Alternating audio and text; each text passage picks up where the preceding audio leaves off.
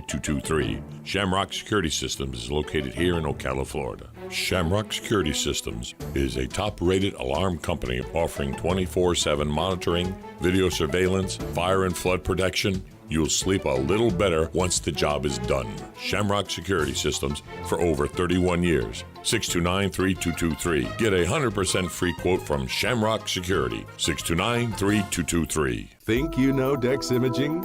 Think again. In the office, streamlining communications. In the field, delivering top-notch service, enhancing productivity and reducing downtime. In the data center, a part of the growing digital document revolution. In the world of business, supporting entrepreneurs and helping companies grow. In the forefront of technology, developing cutting-edge document management solutions. So if you think you know Dex Imaging, you don't know Dex. You're having another great day and you have good taste tuning into WOCA The Source with Ocala Talks and Tom Schmitz.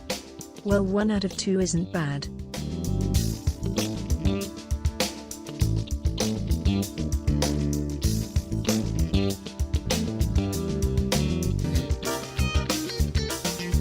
Welcome back to Ocala Talks on a Friday. You know, it is election season, albeit February. There's an election coming in November, and it's a very important election. We've talked about the school board. And let me go ahead and clear up that, yes, Lori Conrad is running for District 2. She's running unopposed right now, but there's still a lot of time to file. Eric Cumming and Steve Sweat are both for District 3. Steve Sweat lives in Dunellen, so is Eric Cummings. And then, well, he has a house in Dunellen. And then Nancy Thrower is in District 4. So I did get the districts. I just wanted to make sure I got the districts right.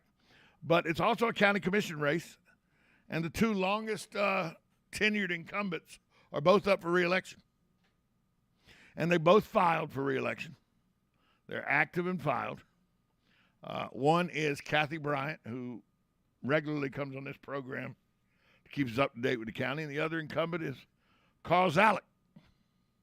They both were elected at the same time, and they've been in lockstep pretty much with each other for 3 terms. A lot of stuff has been said by people around the area. That's long enough. 12 years is long enough. Time for somebody else to be in there. I don't know what side of the fence you come down on that. I've always said term limits are something I'm for. But term limits don't exist right now for the county commission. Carl Zalek does have 2 people who have filed against him. Rachel Sams filed a while ago. She is a former Ocala Police Department officer, and now I believe she's in real estate now or something. I don't really know. I'll get more into it as we get deeper into the summer. But I know local contractor Keith Poole filed a couple days ago. So the competition for Carl Zalek's county commission seat, District 4, has already got a pretty full field. Now, I will tell you that I believe that county and city government are cyclical. And about 8-9 years ago, I didn't think the county government was doing too good of a job. Thought the city of Ocala City Council was doing a pretty good job. If you asked me 3-4 years ago, I would say, you know, they're both doing adequate jobs. Not stellar, but adequate. If you ask me now, I'd say the county commission, to me, and it's just my opinion, county commission is doing an adequate or better job. And the city council is a zoo. But that's just my opinion, one man's opinion. Tom at WOCA.com. But that's why we have elections, folks. So that your opinions can be heard through the ballot box. That's why we do this. And if you don't voice that opinion, you're doing a disservice to not only yourself, but your neighbors.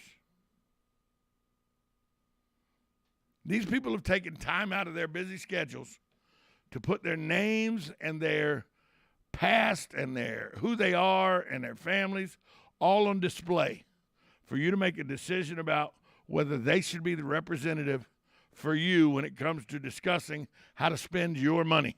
That's basically what it comes down to. We're electing people that we think are best at the job of spending our money.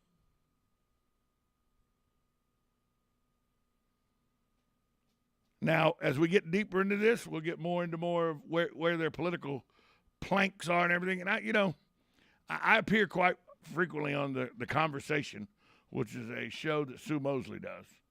And Sue appears quite frequently on this show. And the one thing we're in lockstep with is we actually want to hear what you stand for. Don't tell me when somebody asks you, and I know this drives my wife nuts because she goes to a lot of political meetings and everything. I know it drives some other people that hold these meetings nuts. Paris Tanner and I have talked about how crazy this is. Although I hear a rumor he may run for an office. Now that would be a good time. But I hear all the time the one thing that we're all in lockstep with. Don't come to us. And when we ask you, what do you stand for? Well, I support the police and the first responders. Well, I hope the hell you do. If you walked into a meeting and go, what do you stand, what's your platform? I don't like first responders and cops. Okay, why are you wasting your money? You're not going to win. Nobody ever has walked into a room and goes, even Manal Fakori, who was for community policing and oversight board, even she said, and I believe her, that she supports the cops and the first responders. She just thought there was different ways that they could go about doing their job. But she supported them. No candidate ever has walked into a room and go, yeah, I don't support the police or first responders. I don't like them. We need to get rid of them. Nobody's ever done that. So don't come to me as a candidate and go, what's your platform? Well, I back the blue and the first responders.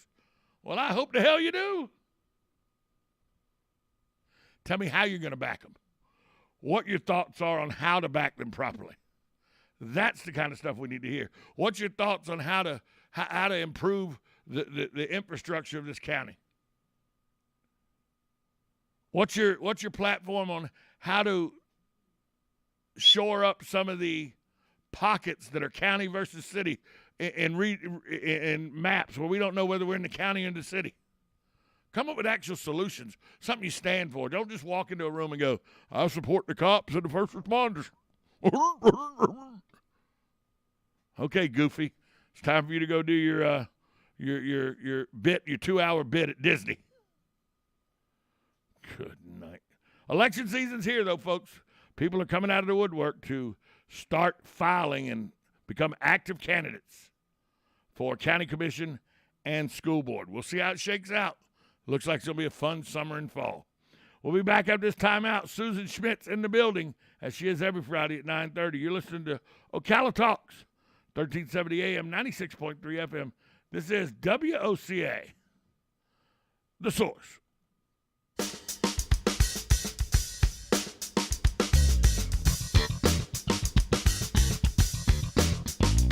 Broadcasting from the Ocala International Airport, this is WOCA AM, W242CA FM, Ocala, 1370 AM, 96.3 FM, The Source.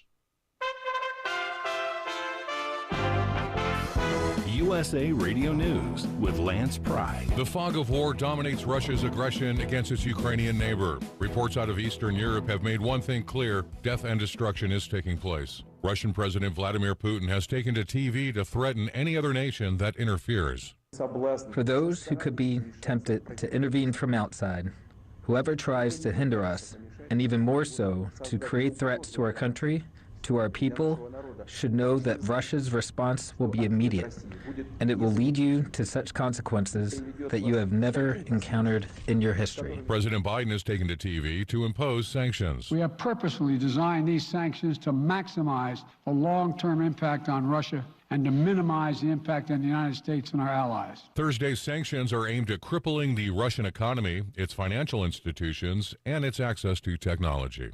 USA Radio News. Water. It's essential to life, but it's also something that so many of us here in America take for granted. Imagine how different your life would be without access to clean water in your home. What if you had to walk to the nearest creek